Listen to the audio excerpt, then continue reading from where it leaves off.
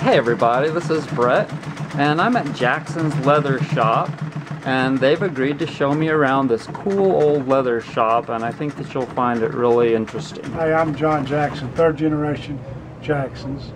This is the Old West Clothing Corral, and the reason we got Old West Clothing is we do the fun sport of cowboy action shooting, which you take real guns and real bullets and pretend like you're John Wayne and shoot steel targets. Fastest man wins. He doesn't win nothing, but he just can brag with his buddies.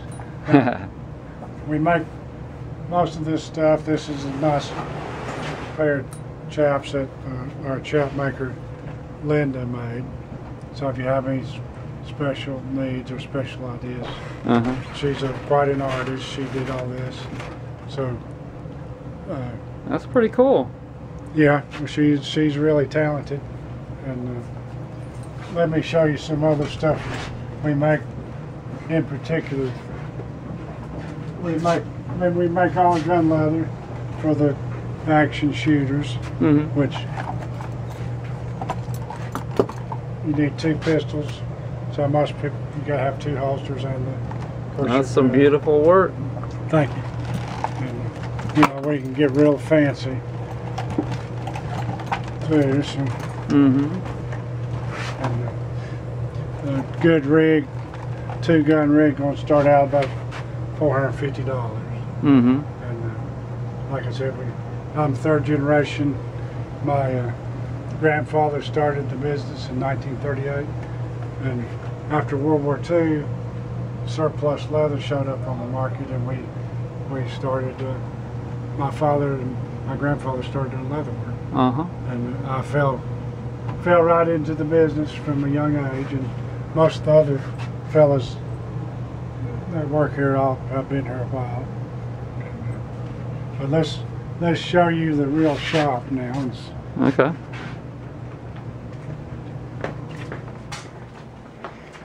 You want to see some of this? Okay. We're also a full harness shop, and Larry Wade, he's the harness maker. My father used to be, he's passed away now, but Larry's taken over, and all the leather harness we make right here in the shop, just like the old days. In 1946, my father got back from World War II, and like I was saying earlier, there's a lot of surplus war material that's on the market, and they purchased a lot of leather, and they started doing harness repairs for the farmers, and this was the first machine they purchased, which is a rivet machine, and it's still being used today, and I'll try to demonstrate. How old is it? At least 100 years old, at least. Cool. I'm not sure. Well, that didn't rivet too good, but you get the picture. That's your rivet machine. And then after they got tired of riveting, they bought a stitcher in probably 1948. This is a harness stitcher, the original machine Jackson started with, and I'll try to demonstrate. Okay. This is a needle and awl machine. It has to be to go through thick leather. So your needle comes down, or your awl comes down, punches a hole, your needle comes up and grabs the thread. And there you go. It could probably sew through 3/4 inch of leather. Okay. We've had this machine since 1948. My father has probably sewed 1,000 set of harnesses on this. Wow. So, of course, that's what I need for sewing my sandals. I just bought some Veg Tan Leather here, really nice stuff, and I'm gonna have to probably sew it by hand and like drill little holes with my drill press. This is what I need. Want to borrow me that for an evening? We've actually got a machine for sale. Oh, so, well. So there you go. If I only had room in my 2-bedroom apartment. This is Rick Slater. Hey, how we doing? Hey, good. He's been here for how long, Rick? 20 years, man? Yeah, something like that. What are you working on, man? I'm replacing stirrup leathers and strings on this saddle. We pulled the old stirrup leathers out, and we're gonna replace all this in here with new buckles, and then we're gonna put new saddle strings on here. All right. So that they can be able to tie their jacket or saddle bags or something like that on there to you know, to make it a little safer, a little better for them. Okay. You know, so that's one of the things. We're known as the best little saddle shop east of the Mississippi. Yeah, So that's right. I've been here before, and I just thought it was a cool place. And when I got out the car, I was like, man, we gotta make a video if we can. Now, probably our oldest machine, which we actually purchased after the first machine, this is about the same kind of machine, but it's on a treadle. You can get you can exercise. Yeah, you got to get your exercise. That's perfect for Asheville. And also sew. Now, this machine was probably set up and being used before electric motors came along.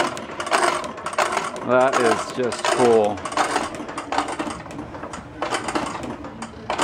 Wow, control, huh? He's got some really good control.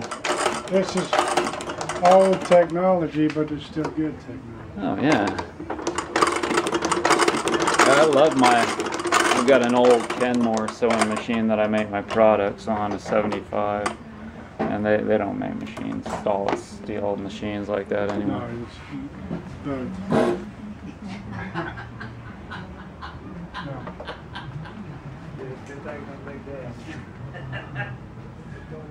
Oh, this is the Veg Tan Leather, y'all, and you know I prefer that because it's tanned with natural tannins from a tree that I've heard in South America.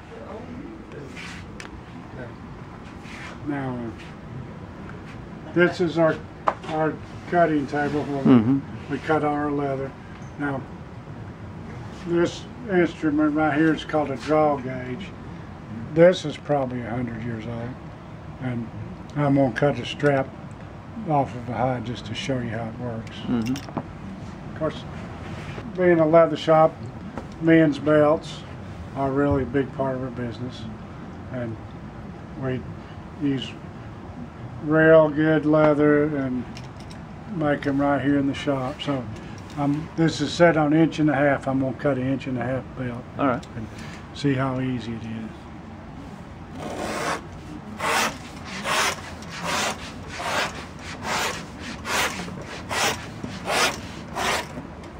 Now, wow.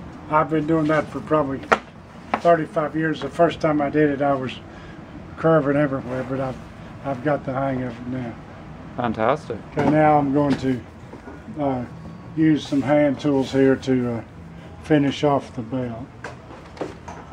Okay, this is the sharp end of your belt. They call it the billet end.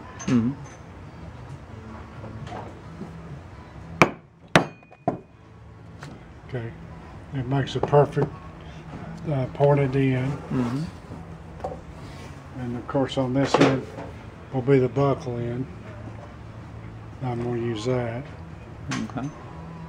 How do you know how long?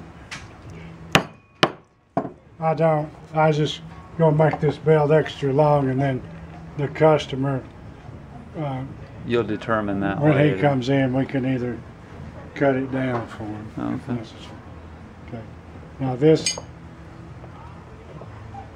is your slot. I'm going to cut through your buckle. All right.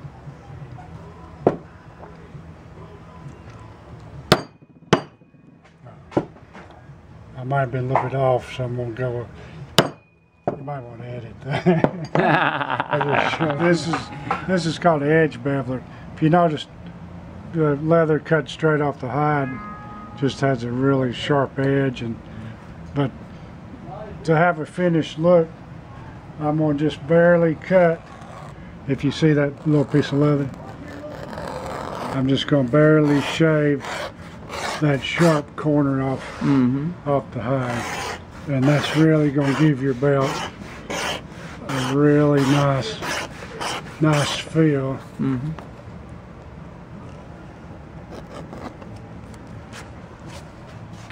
Give the belt a quick dip, and then What are we dipping it in?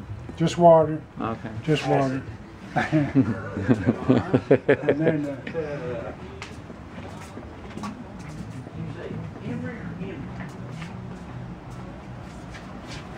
and I'll let it dry just for a minute. I've wet my belt, a canvas cloth, and I'll put paraffin on it.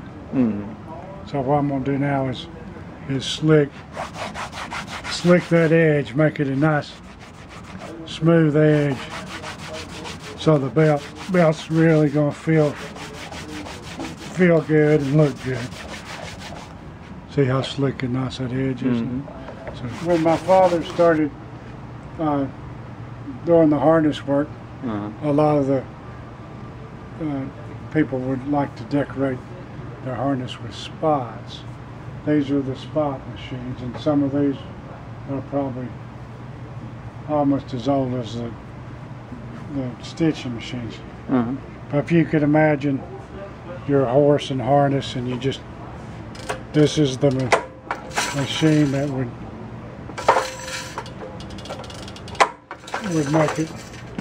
make it work. Let's go over here. Now, did you say spot?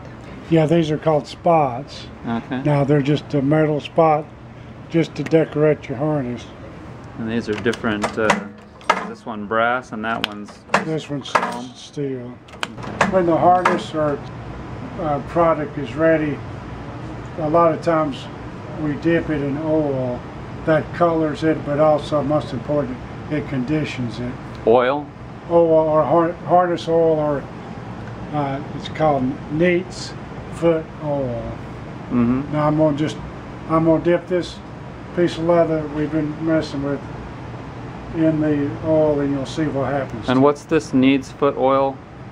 Where's it from? It's actually made from somehow out of horse's hooves.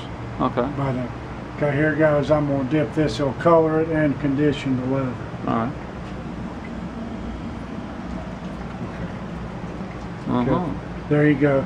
Now that will, as it drips and dries, it'll lighten up some, but that gives it a nice color, and it also conditions it to where it's going. The leather will last longer and stand up better to the Well, it doesn't smell bad, so I would assume it's somewhat natural. Yes, it is. It is absolutely natural. All right. So, one of the other first machines my father ever purchased was a Creaseman Machine. What this does is, on strap goods, it puts a nice decorative crease on your piece of leather. Plus, it does kind of pre-bevel your edges to where it's not as sharp, and it's easier to bevel. So I'm going to turn it on. So you can see it's a top roller against the bottom roller, and your foot presses it together as you put your leather in.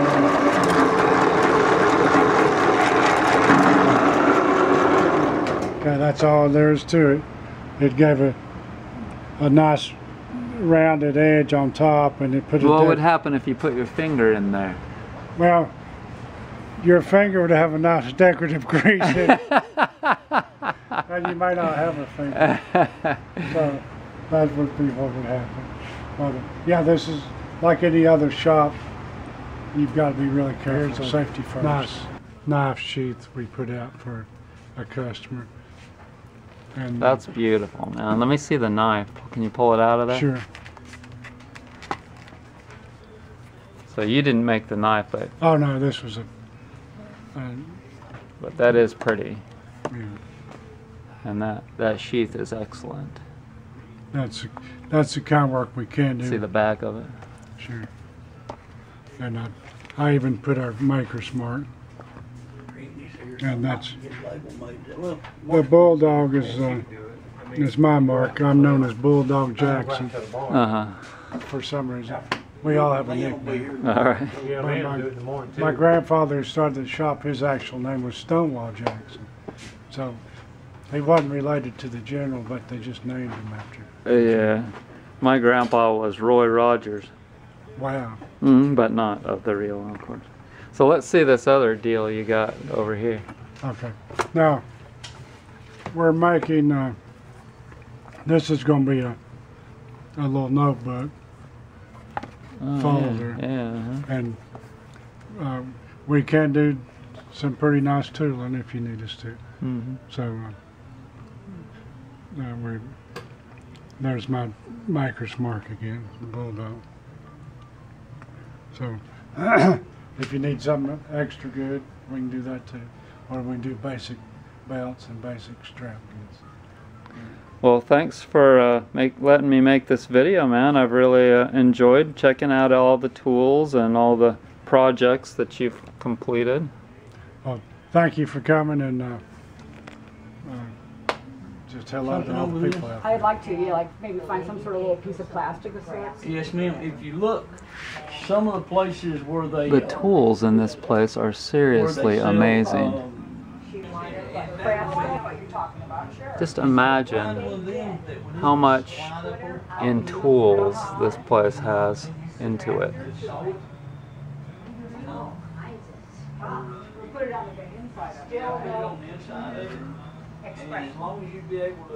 I'm John Jackson, third generation Jacksons, and we've got the fifth generation on the way. Jackson's Leather Shop in Asheville, North Carolina. Thanks for joining me, everybody. Be well.